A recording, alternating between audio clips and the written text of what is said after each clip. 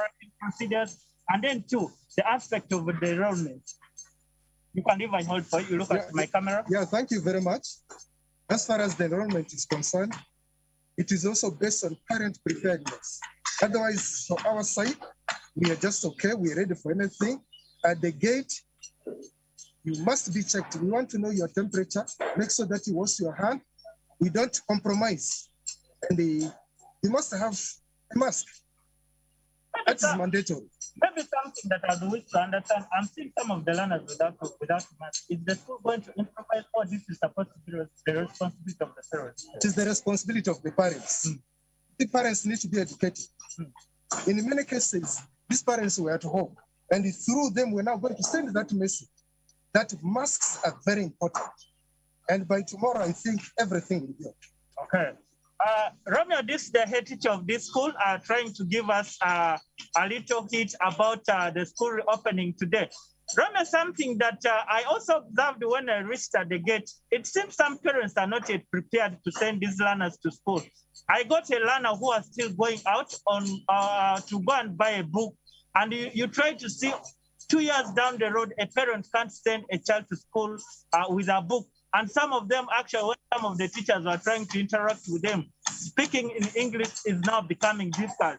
So, Romeo, this so far what I've observed on ground pertaining the school opening, so far the first day. And of course, we shall be in person to give updates as these learners report back to school.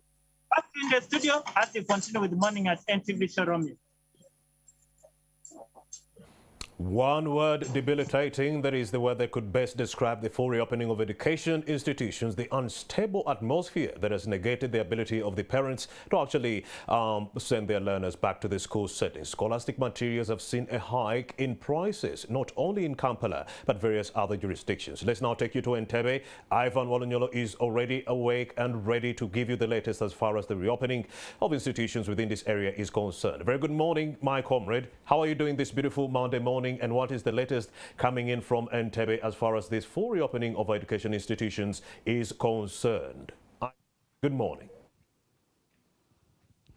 Well, thank you very much, Rami Busiko, and our audience. I am coming to you from Kisubi Mapera in Katavi Town Council, Wakiso District, on a day, of course, when we are seeing students, learners returning to schools. And for the secondary level, we know that today it's senior fours and senior sixes who are reporting back to school, just like you're seeing behind me. These are some of them who are already here. Those who are very eager to see that by start of business today, they're here. And as you can see, they're being checked. Their cases, boxes are being checked to see whether they have smuggled in the illegal items that schools do not want. I can tell that when I was coming here along the road, you'd see many different, primary, secondary uniforms, and they turn up from the, assessment point of view. From what I've seen on the roads, I can tell you that many have been able to return to school today. If I can just walk around, I maybe speak to one of the learners who is here. If I can speak to the young man here. Young man, good morning. Morning. You look, turn this side and see. What's your name? Raymond. Where did you come from? I came from Seguku. Yeah. Like my former school was Kingsway Primary. Yes. I got aggregate 8. Yes. Yeah. So how ready are you to go to class and learn? What were you missing? I was just missing the guidance of the teachers to lead me through the work. Then asking for assistance where I'm fully going wrong in the notes. Then I continue with the best performance from these teachers. Yeah, many people are saying that from your long holiday you have adapted perhaps bad behaviors, that when you return to school you'll have a lot of things that need to be shaped. Is that true? I don't think it's true, but it could be depending on the parents, the care that they took around their kids. So if they left them abundantly like this, they go astray, they go outside the house. Yes. Then they start doing bad behaviors, they go steal what. Okay. Let me also speak to another learner here. Gentlemen, a very good morning to you. Good morning, sir. What is your name? Marisa Shan. Where did you come from? Kisubi. How are you ready to go back to class and learn? Yeah, it's so like We spent so many days at home and months, so it's so serious to take on from where you stopped. Okay. Let me also speak to the warden here to tell us what he has been checking in their boxes. Good morning, gentlemen. Good morning. What are you checking in these learners' boxes and cases that I'm seeing here? First of all, I check whether the requirements have been brought, like the toilet tissues. Yes. Obviously, they are very important. Also, I'm checking for the blooms. Also, check for the if they are brought in illegal, that will inhibit or disorganize and distract their studies. Okay. So if they are not, then I clear them and they will proceed to the dormitories after they have seen the BASA. Are they coming in with the phones? No, I haven't seen any so far those I've checked. Yes.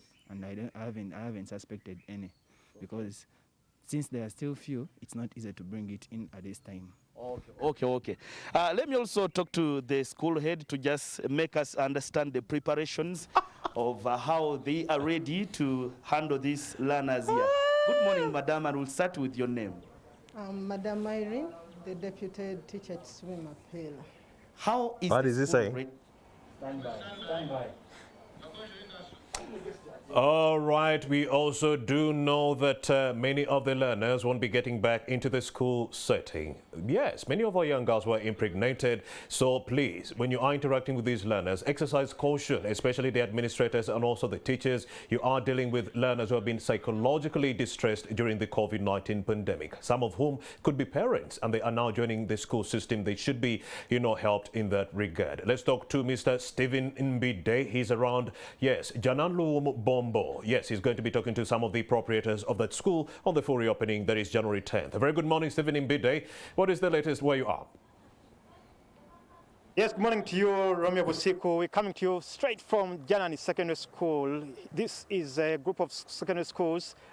This side we are in Bombo, Kaluli. But we know that, at least for now, many parents are on the road. I've been coming from Kampala. I've seen terrific traffic jam on the road, people driving, coming towards this side of Bombo and proceeding towards other schools, taking their children to school. This is D-Day as students, learners, teachers, and everyone in the education sector is getting ready. Almost after 2 years of a lockdown. Today, we are going to see what's going to happen in Uganda and across the country as students get back to school. Let me first of all speak to the parents and the learners who are getting back to school today. The parents have been tussling, trying to see that the children get back to school. Council, can you give me that day? Good morning to you, lady. Yes, sir. How are you? I'm okay. What's your name? My name is Beatrice Kasaija. Okay. How has it been easy for you to bring back the learner to school? Definitely not. It hasn't been easy, but we've maneuvered. Yeah, because we're also excited for them to return to school. Yeah, they're also excited to come back. It's been a struggle, but we'll make it, thank God. Yeah. Okay, and for you during the lockdown, has your learner been learning at home? Because some have been doing online classes. Yes, they've been doing online classes all over. Yeah, I have 3 at home. They've all been attending Zoomline classes. So it hasn't been so good. Yes. Okay, and now that they are back to school, many parents have been crying over fees and other dues. Have you found it easy? Definitely, it's never easy. But like I told you earlier, it's just patching up here and there, adding up things. It's never easy as you can see it. But we also wanted them to be in school, so we've done all we could to see to it that they are back. Okay, thank you. The name is? Beatrice Kasaija. Okay, let me also speak to the learner here. Good morning to you and welcome back to school. Good morning and thank you. How has it been for you? Maybe you can extend here. How has it been for you 2 years, almost 2 years out of school? In which class are you, first of all? Right now I'm going to senior 6. It hasn't been easy. At some point I felt like giving up. But then I was like, if I have been persevering and not giving up, I think I will achieve. 2 years hasn't been easy for real. Yes. Now getting back today, back to school, how are you ready for school? I feel I'm not that ready, but with time, I'll get ready because the teachers are always available. I will have to consult, use the library, yes. Yes. What will you miss out of this almost 2 year lockdown? What will you miss about home and now we're back to school? I will miss. The fact is, attending the online classes was interesting. Yes, you'd see the teacher whom you've taken long without seeing. Yeah, okay. I will surely miss that. Thank you so much for your time. I wish you all the best in your studies, and for the parent, thank you so much, because there are others who are haven't been yet able to return their children to school. Thank you so much for your time. Let me also turn to the chairperson of the proprietors of private education institutions in Uganda. He is also the proprietor, the founder of the Janan Secondary Schools in Uganda, Mr. Mike Chironde. Good morning to you, and thank you for welcoming us at your school. You're welcome, and good morning, NTV. We are also grateful that we are here today to welcome and usher in our parents and children after a long time or period. So we are just excited. You as the proprietor of this school, and also you are leading so many stakeholders in this country. This almost 2 year lockdown, there was definitely been challenge. We've been talking about the challenges that we've been encountering, but now this being the D-Day, how does it feel for also not only you but also for other stakeholders? First of all, we'd say that I would just first of all send thanks to the Ministry of Health and Education, who have worked so hard to see that schools are reopened, but not just to reopen, but be safe. Back to us, we are really excited because we've been missing something. We've been missing these children. You saw when some of these kids just, they hug us, they really feel. But to us, we really think that we had missed a lot, and we are looking forward to see that we get back on board and help our children, work with the parents to see that business continues. But also this will help us to get back in motion. Our teachers who have been not working for a while, they're getting back to business, and so we're just excited to do what we know better. We're coming back with a condensed curriculum. This is going to be not something new, but at least there are some changes. Is this going to affect the way you teach? What will be the impact of this condensed curriculum? It definitely is going to be a little bit of challenge because we have a little bit of backlog, and it's going to encourage us to do more of work. It will be a little bit of challenge, but we hope we shall cope up because we've been doing nothing. So we believe that when work has come, we've got to give it our best. So maybe to a few schools which are day schools, they will have a little bit of challenge because time is limited and they have a lot to cover. But also teachers have to, first of all, sit down and work out which areas and how to better it. We also have a challenge that we are dealing with children who have been out of schools for 2 years. They have not been used of waking up early. They have not been used of too much work. But we're all excited. When you're talking, the kids are excited, the teachers are excited. So we're going to cope up with this challenge. We believe so. Okay, this not only applies to you, but also to other proprietors or administrators. The parents have been complaining or asking for some kind of understanding from you, the proprietors, about fees and other requirements. I don't know whether you've had a meeting or something kind of talking about these issues. I know, for example, the masks. The children have come back with the masks, but is a parent even able? They could be able, but they could not even buy all those masks that are needed for the term. What about the requirements? What are you going to do about this as proprietors? Most of us, what we've done, we've engaged the parents, and we've reduced a few things which have been too much. We've also tried to adhere from the government's requests, where they talk about let us not increase fees.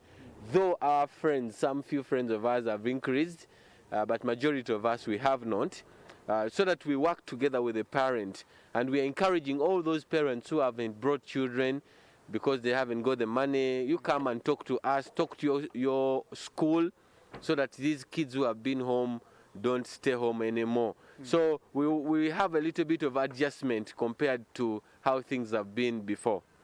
Yes, please. Okay, as I get back to you on the issues that also brought us here, where we are the ensuring of SOPs and other requirements that schools have to put in place, because we know they're just coming back, they are not yet ready, they don't have the money to have these facilities in place. But before I get to that point, let me first of all speak to another student. I can see there is another one who is just getting to the compound here, where there is a tent to make sure that they get the requirements sorted. But let me first speak to to you. Good morning to you and welcome back.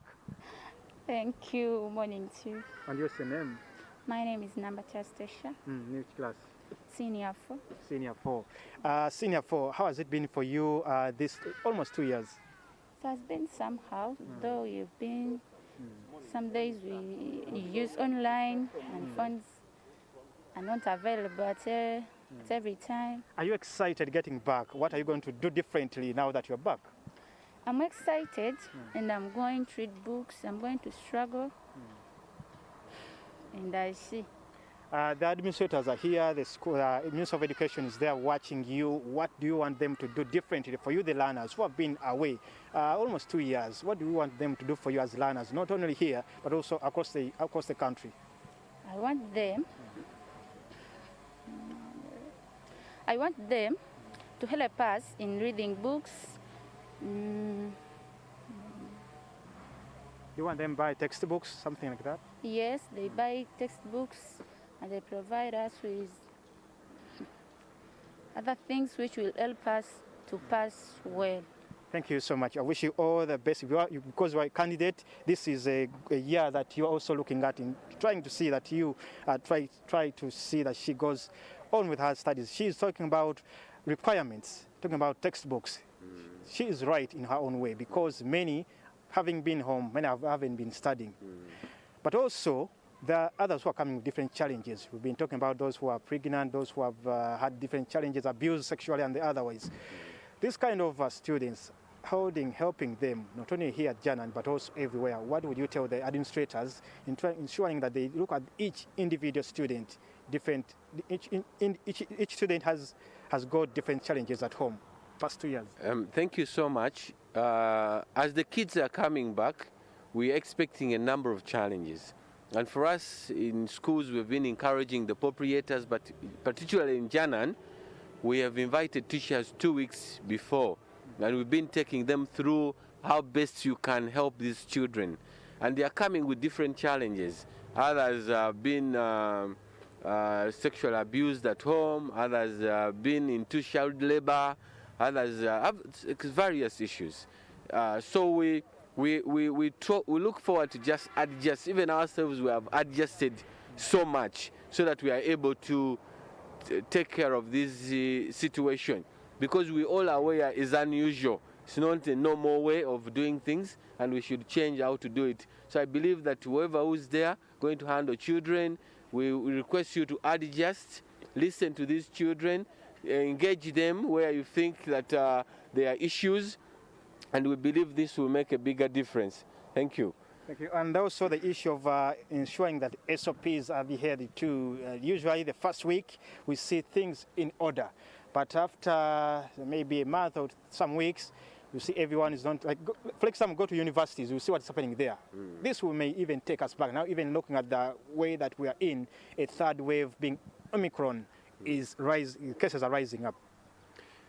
It's a challenge, but we want to continue to encourage the proprietors, the head teachers, the management, and the children that we try to adhere to these SOPs, because we wouldn't want to go back to the third third lockdown, which is going to be a big challenge.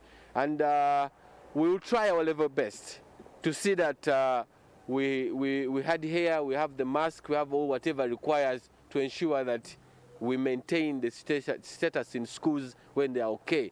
Yeah, it's a challenge, we agree with that, but we have to face it because we saw the mistakes which happened previously, and we wouldn't want us to go back. So I really call upon the owners, the head teachers, the management of schools, the children. We keep reminding them to put their mask on at all times so that we avoid this. Okay, and also you are the chairperson, proprietors of private education institutions. All the past 2 years, you've been crying for some help. This didn't come through as you wanted, but now the schools are back to full life. What would you say, what do you tell the authorities, government, because you're still key stakeholders, partners in education of our children. What do you tell them now that you are coming back to full life? What should they do for you, do for the entire education sector as we move forward? For now, I would really don't ask much from the government, but we shall just pledge our cooperation with Minister of Education and Minister of Health we work together to see that we go through this situation. To be honest, the situation is not good, and we're not doing very well. But we as owners of schools, we are a little bit enterprising, and people are trying to work on their best to see that we can move on. We only pledge our cooperation, and we want to assure you that we are going to make sure we implement the SOPs without fail to support the ministry so that we can achieve the many goals we do have. Okay, thank you so much, Mr. Chon. What's your last word to all the proprietors of schools, the learners, everyone who is concerned about education in our country? Now that, yes, after 2 years, we're coming back. To start with, I'd like to encourage the owners of schools to ensure that we have whatever it requires to adhere to the SOPs. That is very key. Then the second one, the teachers, we request you to adjust so that the learners can fit into the new circumstances and new situation. Then third, to the learners, please, wherever you are, we ensure that you get back to school. Whatever you're doing is temporary. The school is a long-term strategy which will make you a better person. So we request you to probably get to school. And when you are in school, try to adjust also yourself from the situation I've been in. To our parents, dear parents, do not stay home with the children when you don't have money. Come to schools, speak to the directors, speak to the head teachers, so that we can work together to take away the kids out from homes. So we request also to the schools, please, where parents come to you, adjust, so that we get back to motion and see things moving, things will get better as we continue. Thank you very much. We thank so much NTV for always being there to view issues of education, and we thank the ministry for the efforts they are doing. God bless you as we move on. Okay. Thank you so much, Rotarian Mike Chironde, the chairperson of proprietors of secondary school, proprietors of private education institutions, but also he's the founder of Janani Secondary Schools. Let me also speak to some other people here because I know they've brought their children to school. If I can speak to this gentleman here, who is, I can see he's trying to register, but I know that side over there, there are teachers who are trying to at least register everyone who is coming here. There's the staff of Janani Secondary Schools, but also this one looks to be a parent. I'm going to understand from him whether he's getting any challenges here about the requirements. Good morning to you, Sebo. Morning, sir. What's your name, Sebo? I'm called Jamera Nation. Are you a teacher? Are you a parent? I'm a parent. I can see you holding a form of requirements and everything that is here at the school. Are you getting any challenges, any concerns here? The challenge, I haven't got any challenge here, only that these people, the school has been so fair. We have paid school fees, but they have considered the statement account of last year. So we are only coming to pay the balance. If you clear, then there is no more payment. So, and if you brought the school requirements, still you don't pay now. They are still considering the last requirements of the other. Yeah. Okay. And how many students do you have here? I have 2 students. I have senior 2. Who has been senior 2, but now is in senior 3, and also for senior 6.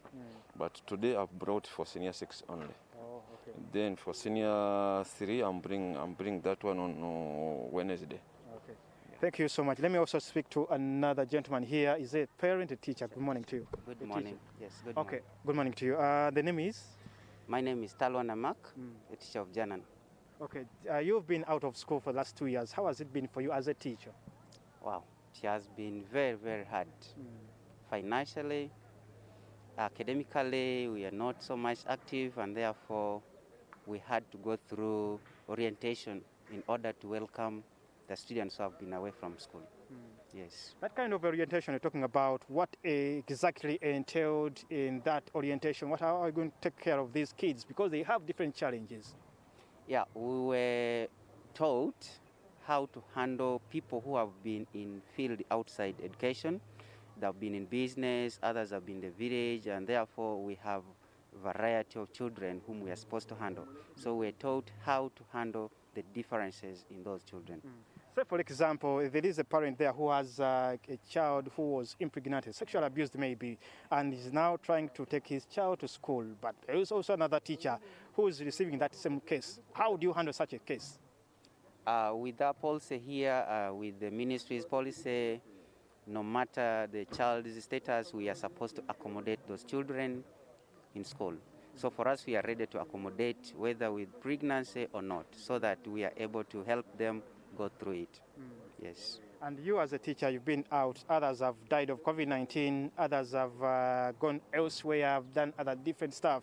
And for you, as you speak to these ones who have been in other kind of businesses, what do you tell them? Would you welcome them back to school? Because they know sometimes you not get enough money, and they've been getting some good money elsewhere. Yeah, now with that also we had to handle them. There are teachers who have been here, not in the business. There are those who have been in the business, but then our priority is academics. And so we had to ensure that regardless of the less payment we are going to have or we have been having, our main goal is to rejuvenate education and ensure that our children get the best out of us. Yes. Thank you so much, the teacher. The name?